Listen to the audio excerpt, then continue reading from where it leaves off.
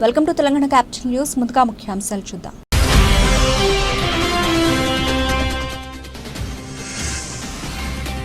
సాక్షి channel anchor Komineni Srinivas కు big shock. Remand విధిస్తూ Mangalagiri court ఉత్తర్వులు జారీ.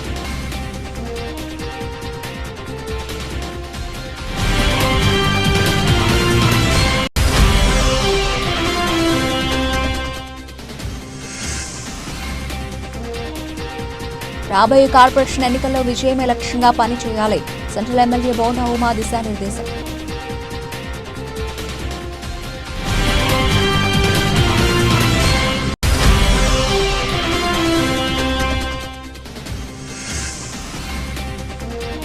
సర్వసభ్య సమావేశం ప్రతిపాదనలపై కమిషనర్ శాఖాధిపతులతో సమీక్ష. అజెండా అంశాలపై ప్రస్తుత పరిస్థితుల పరిశీలన, చర్యలపై దృష్టి. భారతీయ వారసత్వ సంపద అయిన యోగాను ప్రతి ఒక్కరికి చేరువ చేయాలనే గొప్ప లక్ష్యంతో రాష్ట్ర ప్రభుత్వం నిర్వహిస్తున్న యోగాంధ్ర 2025లో భాగంగా ఈ నెల 11వ తేదీన మేరం పార్క్ వద్ద కృష్ణమౌడిలో ఉషోదయపు వేళ yoga on water craft floating యోగాతో ప్రపంచ రికార్డును సొంతం చేసుకునేలా మెగా ఈవెంట్ను నిర్వహించనున్నట్లు జిల్లా కలెక్టర్ డాక్టర్ జి లక్ష్మీషా తెలిపారు. ఫ్లోటింగ్ యోగాలో ప్రపంచ రికార్డును కైవసం చేసుకునేందుకు చేస్తున్న ఏర్పాట్లపై కలెక్టర్ లక్ష్మీషా మంగళవారం collectorate Sri AVS Reddy video conference హాల్లో మీడియా సమావేశం నిర్వహించారు. యోగాను ప్రతి ఒక్కరూ తమ జీవితంలో భాగం చేసుకుని ఆరోగ్యంగా ఆనందంగా జీవించేలా అవగాహన కల్పించి ప్రోత్సహించేందుకు పడవలపై యోగా మెగా ఈవెంట్కు ఏర్పాట్లు చేసినట్లు వెల్లడించారు. పంట్లు, బోట్లు, స్పీడ్ బోట్లు, కయాక్స్ బోట్లు, షాండ్ బోట్లు, జెట్ స్కీ, లైఫ్ బోట్లు వంటివి 200 వాటర్ క్రాఫ్ట్స్ పై 1000 మందితో కామన్ యోగా ప్రోటోకాల్తో యోగాసనాలు వేయడం జరుగుతుందని వివరించారు. వరల్డ్ రికార్డ్స్ యూనియన్ కార్యక్రమాన్ని పరిశీలించి ప్రపంచ రికార్డుగా నమోదు చేయడం జరుగుతుందన్నారు. సమావేశంలో Amaravati boating club CEO doctor Tarun Kakani, జిల్లా ఆయుష్ అధికారి డాక్టర్ రామత్ తెహ్లీ, అలాగే డిపిఆర్ఓ ఎస్వి మోహన్ రావు తదితరులు పాల్గొన్నారు. Thank you for coming with short notice. మన రాష్ట్రంలో జరుగుతున్న యోగాంధ్ర కార్యక్రమం అయితే ఉందో దీంట్లో భాగంగా ఎన్టీఆర్ జిల్లాలో కూడా యోగాంధ్ర కార్యక్రమాన్ని ఎంతో ఉత్సాహంగా అందరి స్టేక్ హోల్డర్స్ని ఇన్వాల్వ్ చేస్తూ చేపట్టడం జరుగుతూ ఉంది. ఇప్పటికే మనం చూస్తే దాదాపుగా 7 లక్షల మంది ఆల్రెడీ యోగా ఎంతూజియాస్ట్ రిజిస్టర్ అయ్యారు యోగా పార్టిసిపేట్ చేయడానికి. ఇంకొక 3 లక్షలు చేసి 10 లక్షలు రీచ్ అవుతాము.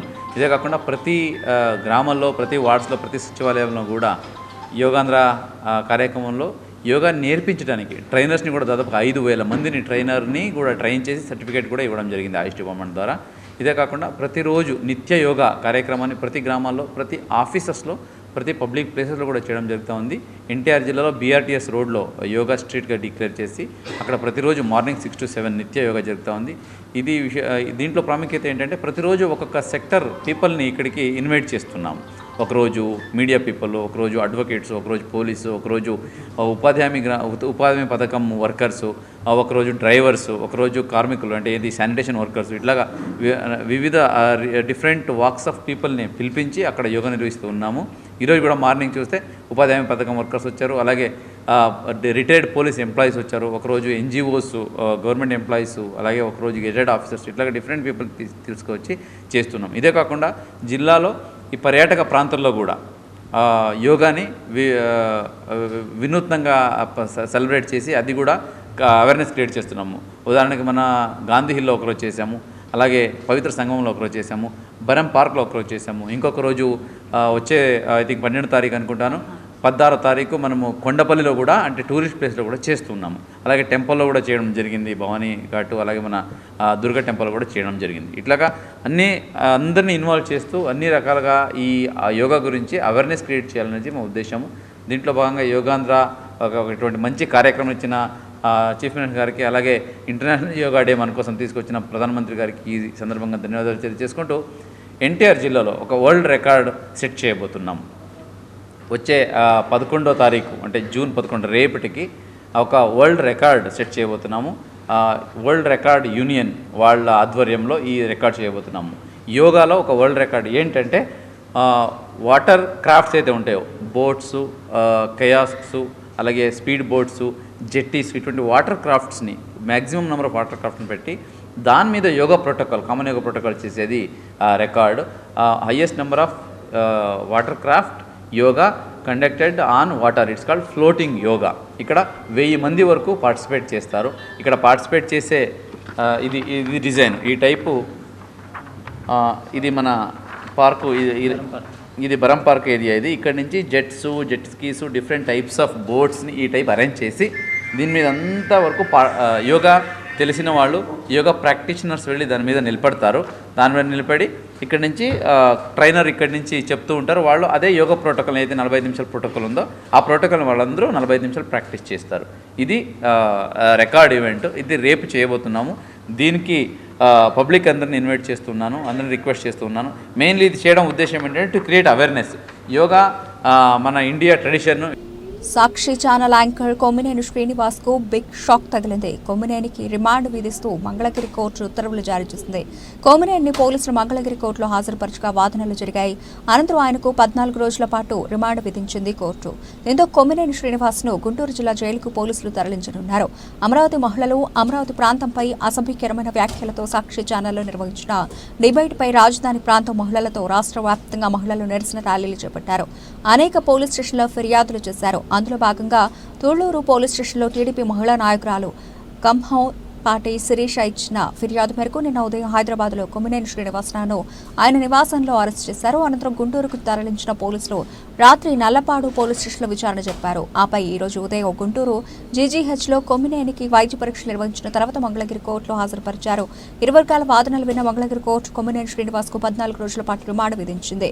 రిమాండ్ అనంతరం అతన్ని గుంటూరు జిల్లా జైలుకు తరలించాలని కోర్టు ఆదేశాలు జారీ చేసింది. కొమ్మినేని వ్యాఖ్యలు చాలా బాధాకరంగా ఉన్నాయని న్యాయవాది ఆవేదన వ్యక్తం చేశారు.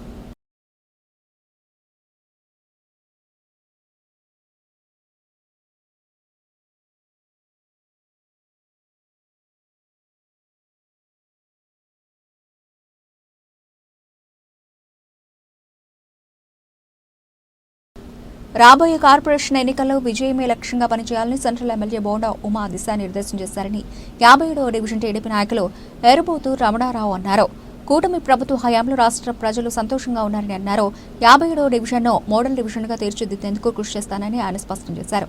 సినీ నటుడు హిందూపురం ఎమ్మెల్యే పద్మభూషణ్ నందమూరి బాలకృష్ణ జన్మదిన వేడుకలను 57వ డివిజన్లో డివిజన్ నాయకులు ఎరుబోతు రమణ ఆధ్వర్యంలో ఘనంగా నిర్వహించారు. ఈ వేడుకలో సెంట్రల్ నియోజకవర్గ ఎమ్మెల్యే బోండా ఉమామహేశ్వరరావు పాల్గొని కేక్ కట్ చేసి కార్యకర్తలకు తినిపించారు. ఈ సందర్భంగా అన్నదాన కార్యక్రమాన్ని ప్రారంభించి స్వయంగా వడ్డించారు. ఈ సందర్భంగా డివిజన్ నాయకులు ఎరుబోతు రమణారావు మాట్లాడుతూ తమ ఆరాధ్య దైవం నందమూరి తారక రామారావు తనయుడు నందమూరి బాలకృష్ణ జన్మదిన వేడుకలను పండుగ వాతావరణంలో నిర్వహించుకోవడం జరిగిందన్నారు.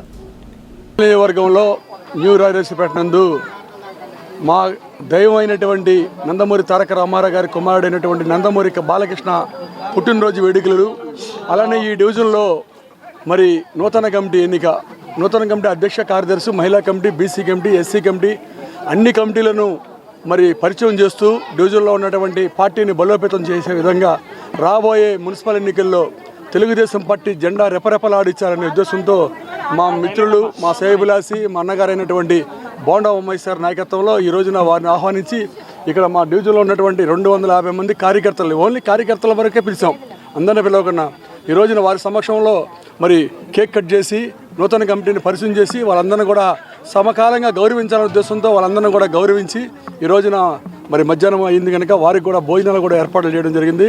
ఇదే కార్యక్రమాన్ని రాబోయే రోజుల్లో రాష్ట్రంలో మరి గాడి తప్పినటువంటి ప్రభుత్వాన్ని గాడిలో పెడుతున్నటువంటి నారా చంద్రబాబు గారి నాయకత్వంలో, మా అన్నగారి బోండా ఉమేశ్వర్ గారి నాయకత్వంలో ఈ డివిజన్లో మెరుగైనటువంటి పేదలకు మేలు చేసే విధంగా, పేదలను ఆదుకునే విధంగా, పేదలకు అండగా నిలిచే విధంగా భవిష్యత్తులో అనేకమైన కార్యక్రమాలు చేస్తామని ఈ సందర్భంగా తెలియజేస్తా ఉన్నా.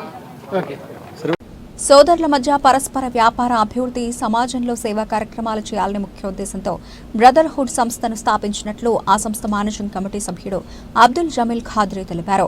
మెంబర్షిప్ ఫీజు ద్వారా పలు సేవా కార్యక్రమాలు చేస్తున్నట్లు చెప్పారు. గత ఏడాది షటిల్ టోర్నమెంట్ నిర్వహించి దాని ద్వారా వచ్చిన సొమ్ము దాదాపు 3 లక్షల రూపాయల విద్యార్థులకు ఉపకార వేతనాలు ఇచ్చామని తెలిపారు. నిన్న 10 మంది పేద ఆడపిల్లల పెళ్లికి అవసరమయ్యే ఇంటి సామాగ్రిని అందజేశామన్నారు. పేద ఆడపిల్లల వివాహాలకు అవసరమైన ఇంటి సామాగ్రిని బ్రదర్హుడ్ సంస్థ ఆధ్వర్యంలో సోమవారం సాయంత్రం అందజేశారు. బ్రదర్హుడ్ సంస్థ మేనేజింగ్ కమిటీ సభ్యులు అబ్దుల్ జమీల్ ఖాద్రీ, మహమ్మద్ షఫీవుల్లాహ్, మహమ్మద్ షాబాస్, మహమ్మద్ అనీక్ తదితరులు కార్యక్రమంలో పాల్గొన్నారు. సందర్భంగా అబ్దుల్ జమీల్ ఖాద్రీ మాట్లాడుతూ brotherhood mutual aided and welfare cooperative society 14 నెలల క్రితం స్థాపించామని, దీని ద్వారా అనేక సేవా కార్యక్రమాలు చేస్తున్నామని తెలిపారు. సోదరుల మధ్య పరస్పర వ్యాపార అభివృద్ధి, సమాజంలో సేవా కార్యక్రమాలు చేయాలనే ముఖ్యోద్దేశంతో బ్రదర్హుడ్ సంస్థను స్థాపించినట్లు సంస్థ మేనేజింగ్ కమిటీ సభ్యుడు అబ్దుల్ జమీల్ ఖాద్రీ తెలిపారు.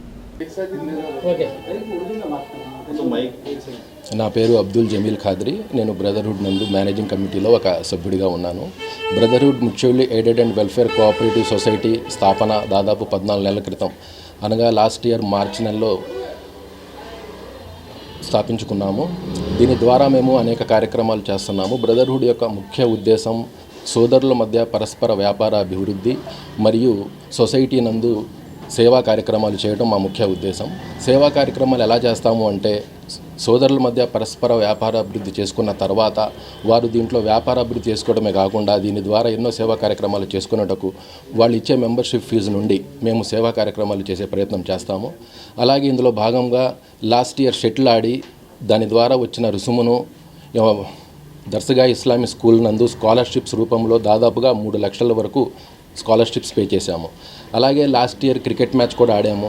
దాని ద్వారా వచ్చిన స్పాన్సర్షిప్స్, అంటే ఇందులో స్పాన్సర్షిప్స్ ఎలా వస్తాయంటే, సభ్యులు దీంట్లో టైటిల్ స్పాన్సర్గా అలాగే టీమ్స్ తీసుకొని దీంట్లో మొత్తం పాల్గొని అందరు సభ్యులు చాలా మంచి వాతావరణంలో క్రీడా స్ఫూర్తితో క్రికెట్ ఆడాము. అలాగే దాని ద్వారా వచ్చిన డబ్బులతో పేద పిల్లలకు పెళ్ళిళ్ళు చేయాలి అన్న ఒక మంచి ఉద్దేశంతో మేము ఆడాము. అయితే చాలామంది తల్లిదండ్రులు ఏంటంటే ఇస్తమాయి నిఖా అనగా సామూహిక వివాహాలు చేయుటకు నిశ్చయించుకున్నాము.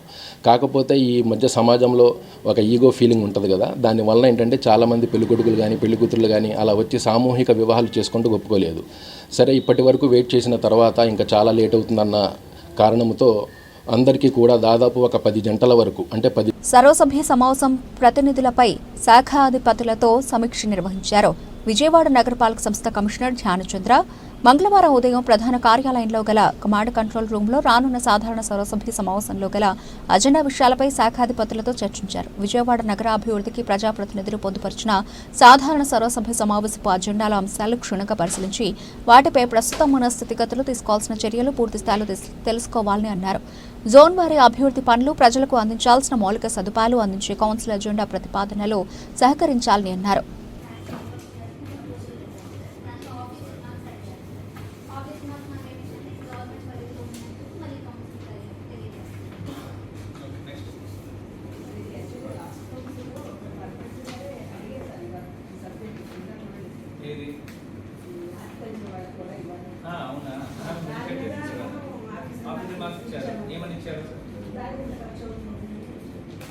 అందులో మాకేం ప్రావిజన్ లేదు అని ఇచ్చారా లేదా? మీరు రాయాలి కరెక్ట్గా. ఇది మనకి లేదు, as per the body count ఎప్పుడు దాకా ఇవ్వలేదు, ఇవన్నీ క్లియర్గా మెన్షన్ చేయాలి. కౌన్సిల్ ఇప్పుడు దాకా వీళ్ళకి ఇవ్వలేదు, ఇది ఇవ్వడానికి మాకు ప్రావిజన్ లేదు, టోటల్ ఎస్టిమేట్ చేస్తే ఇంత వస్తూ ఉంది, ఇది council submitted information to counsel, అలా రావాలి. స్టడీ చేయండి. నెక్స్ట్, మోటార్ కార్మికులకు ఇచ్చిన హామీలను కూటమి ప్రభుత్వం ఒక్కటి కూడా నెరవేర్చలేదని ప్రగతిశీల ఆటో కార్మిక సంఘం రాష్ట్ర అధ్యక్షులు పోలారి విమర్శించారు. రవాణా రంగానికి ఉరితాడుగా వైసీపీ ప్రభుత్వం తెచ్చిన జీవో నంబర్ 21 రద్దు చేస్తామని చెప్పి ఆటో కార్మికుల మెడకు ఉరితాళ్లుగా మార్చారని ఆవేదన వ్యక్తం చేశారు. తమకిచ్చిన హామీలను వెంటనే అమలు చేయాలని, లేని పక్షంలో రాష్ట్ర వ్యాప్త ఉద్యమం చేపడతామని హెచ్చరించారు. జీవో 21 రద్దు చేయాలని, ఆటో కార్మికులకు ఇచ్చిన హామీలను అమలు చేయాలని డిమాండ్ చేస్తూ ఐఎఫ్టీ ఆధ్వర్యంలో అలంకార ధర్నా చౌక్లో మెడకు ఉరితాళ్లు బిగించి వినూత్న నిరసన తెలిపారు. ఈ సందర్భంగా ఐఎఫ్టీ రాష్ట్ర అధ్యక్షులు పోలారి కార్యదర్శి శ్రీనివాసరావు మాట్లాడుతూ, ఎన్నికలకు ముందు ఆటో కార్మికులకు అనేక హామీలు ఇచ్చిన కూటమి ప్రభుత్వం ఒక్క హామీని కూడా అమలు చేయలేదని విమర్శించారు. రవాణా రంగానికి ఉరితాడుగా వైసీపీ ప్రభుత్వం తెచ్చిన జీవో నంబర్ 21 రద్దు చేస్తామని, పెల్లాటేలో తగ్గిస్తామని హామీ ఇచ్చి ఇప్పటికీ ఏడాది అవుతున్నా పట్టించుకున్న పాపాన పోలేదన్నారు.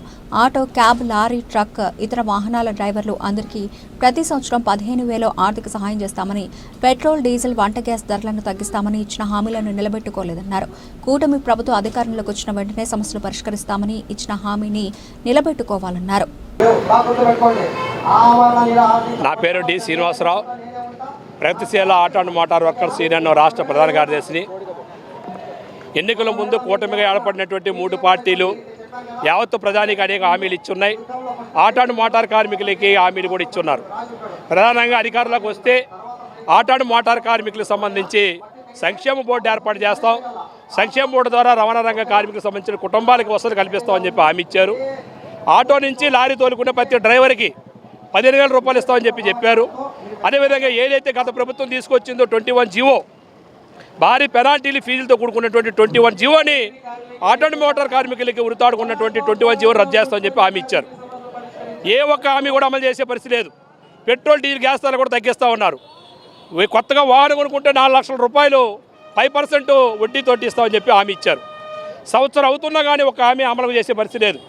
ఇప్పటికీ మేము చాలా సందర్భాల్లో రిఫ్రిజరేటర్లు ఇచ్చున్నాం, మినిస్టర్లకి ఫ్యాక్స్లు పంపించాం, కార్యక్రమాలు కూడా చేసినప్పుడు కూడా ప్రభుత్వం చలనం లేదు.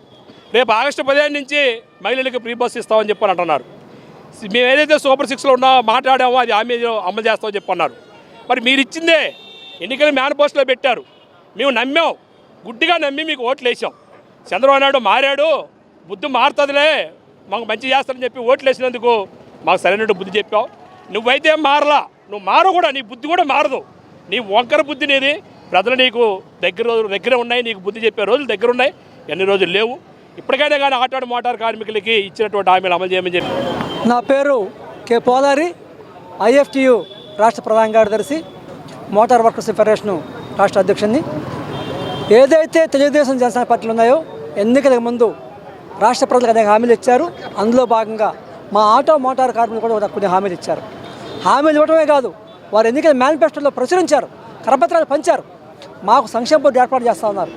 ఆ బోర్డు ద్వారా మా పిల్లలకి, మా మహిళలకి అందరికీ ఆదుకుంటామని రకం చెప్పారు. అంతేకాకుండా జీవో నెంబర్ 21 ఏదైతే ఉంది కదా, ప్రభుత్వం తెచ్చిన జీవో ఉందో అది ఉడతడిగా ఉంది, వాళ్ళు మాకు ఉడతడిగా ఏలాడుతూ ఉంది. ఆ జీవోని రద్దు చేస్తామని హామీ ఇచ్చారు.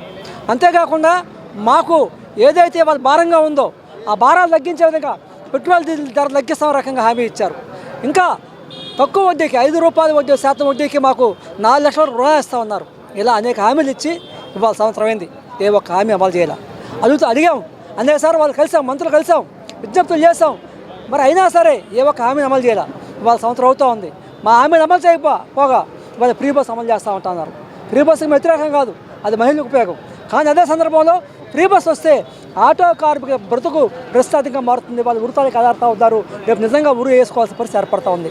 తెలంగాణ ఉరిలేసుకున్నారు కార్మికులు. ఆ పరిస్థితి మాకు రాకుండా ఉండాలంటే ఇచ్చిన హామీలు అమలు చేయలేక ప్రశ్నించే గొంతును అణిచివేసేందుకు తప్పుడు కేసులతో అరెస్టు చేస్తున్నారని వైసీపీ నేతలు వెల్లంపల్లి శ్రీనివాస్, మొండితోక జగన్మోహన్ రావు, మేయర్ భాగ్యలక్ష్మి విమర్శించారు. ఒక్క హామీ కూడా అమలు చేయకుండా అడిగిన వారిని బెదిరించి భయభ్రాంతులకు గురి చేస్తున్నారని విమర్శించారు. 1,50,000 కోట్ల రూపాయల అప్పుల ఊబిలో రాష్ట్రాన్ని ముంచివేశారని, మహిళలపై దాడులు జరుగుతున్నా ఎలాంటి చర్యలు తీసుకోవడం లేదన్నారు. రాజధాని మహిళలను అడ్డుపెట్టుకుని జగన్ కుటుంబ సభ్యులపై చెడుగా మాట్లాడడాన్ని వారు తప్పుబట్టారు. డైవర్షన్ పాలిటిక్స్ తో ప్రజలను తప్పుదారి పట్టిస్తున్నారని మండిపడ్డారు. అన్ని వర్గాలు కూడా ఏ రకంగా కూటమి ప్రభుత్వంలో ఉన్న ముఖ్య నాయకులు కార్యకర్తలకైనా కన్నా ఈరోజు మాకు మహిళలంటే, వైఎస్ఆర్ కాంగ్రెస్ పార్టీ నాయకులకి, మా పార్టీకి మహిళలంటే గౌరవం.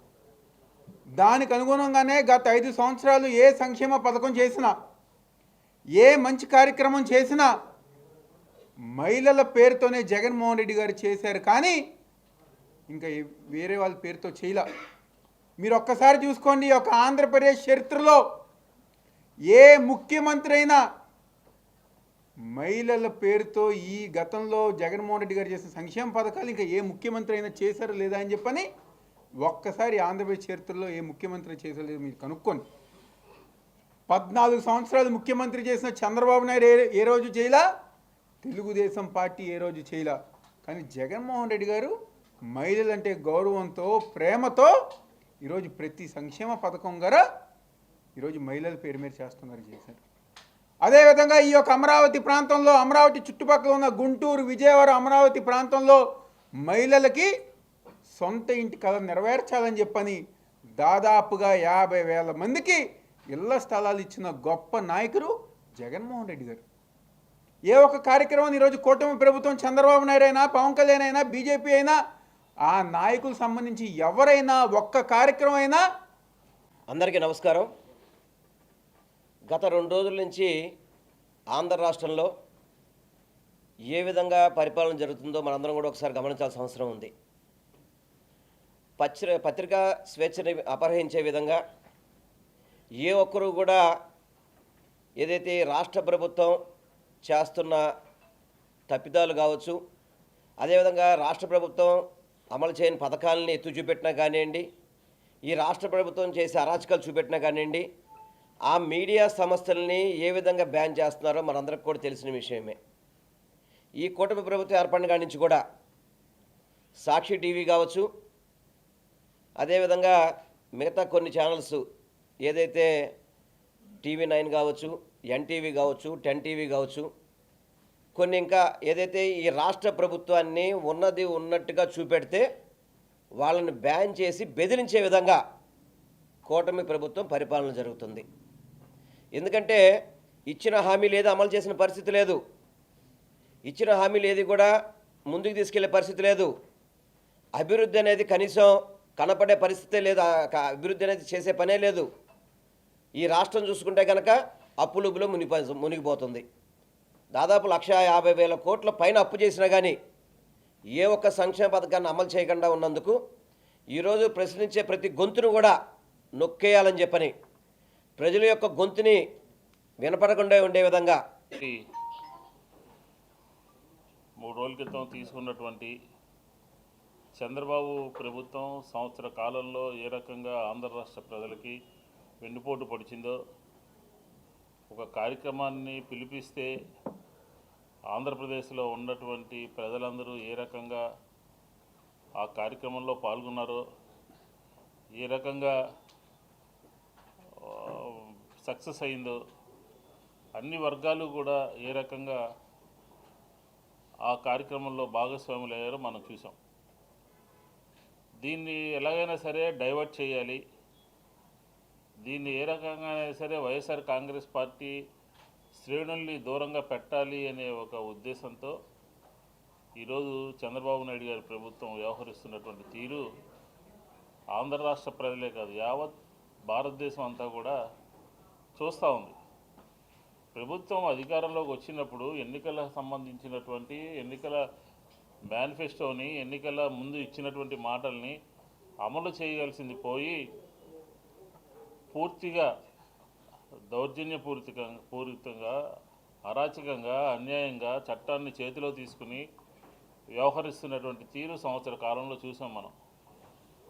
ఈ రాష్ట్రంలో అధికారంలోకి ఎలా వచ్చారండి మీరు?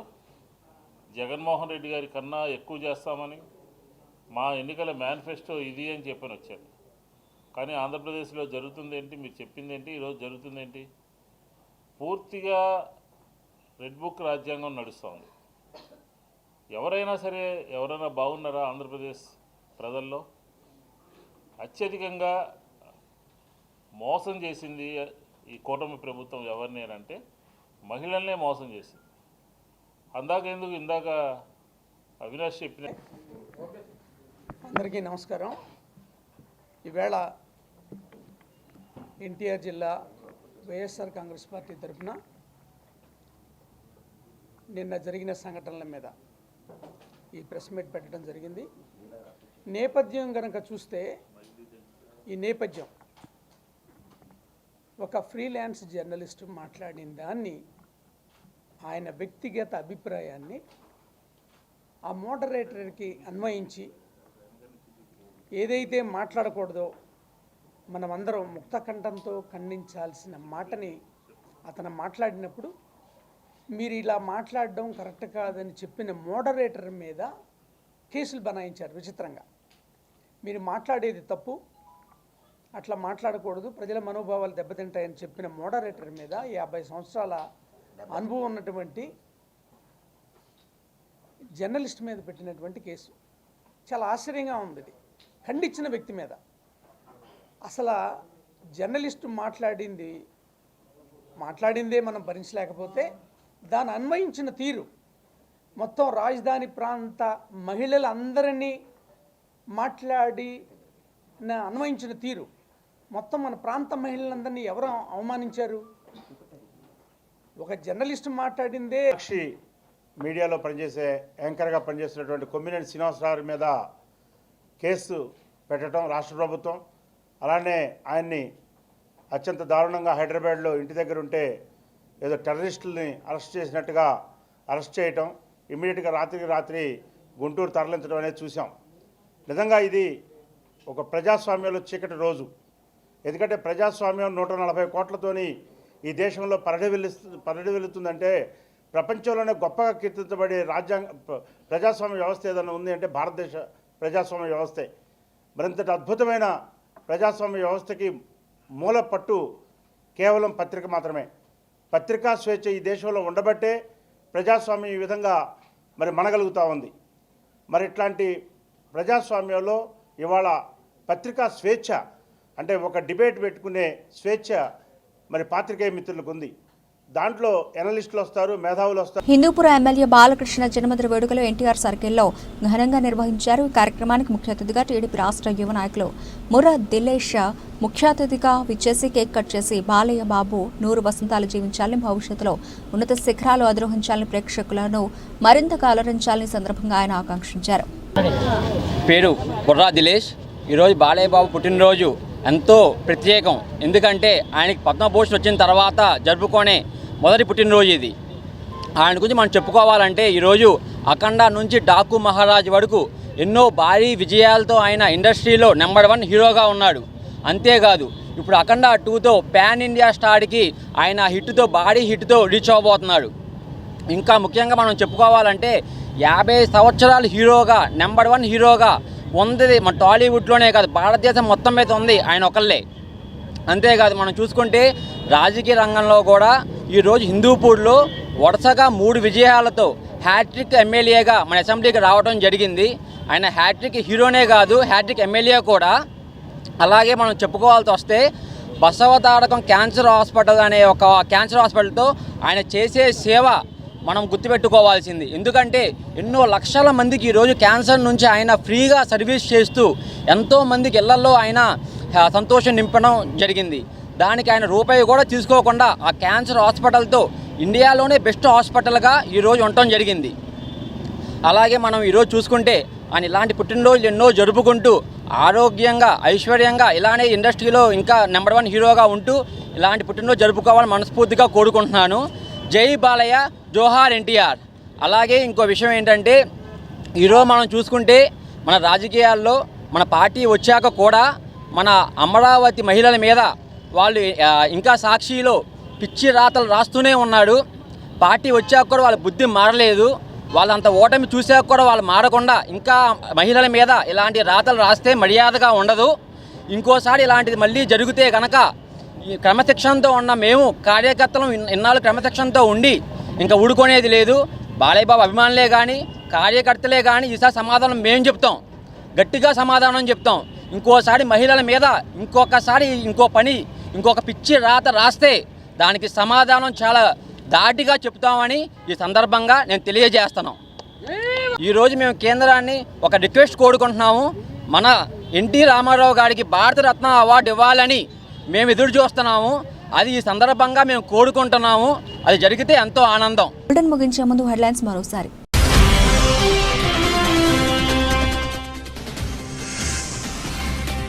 సాక్షి ఛానల్ యాంకర్ కొమ్మినేని శ్రీనివాస్ కు బిగ్ షాక్. రిమాండ్ విధిస్తూ మంగళగిరి కోర్టు ఉత్తర్వులు జారీ.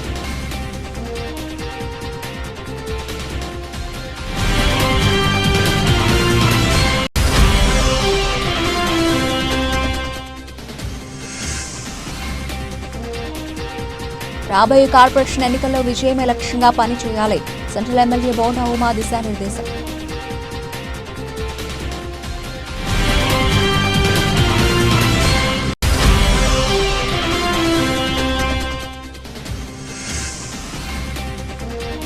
సర్వసభ్య సమావేశం ప్రతిపాదనలపై కమిషనర్ శాఖాధిపతులతో సమీక్ష.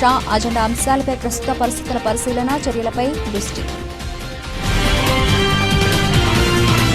ఇవి ఇప్పటివరకు నవలసిన అప్డేట్స్. మరిన్ని అప్డేట్స్తో మళ్ళీ కలుద్దాం. అంతవరకు సెలవు. నమస్తే.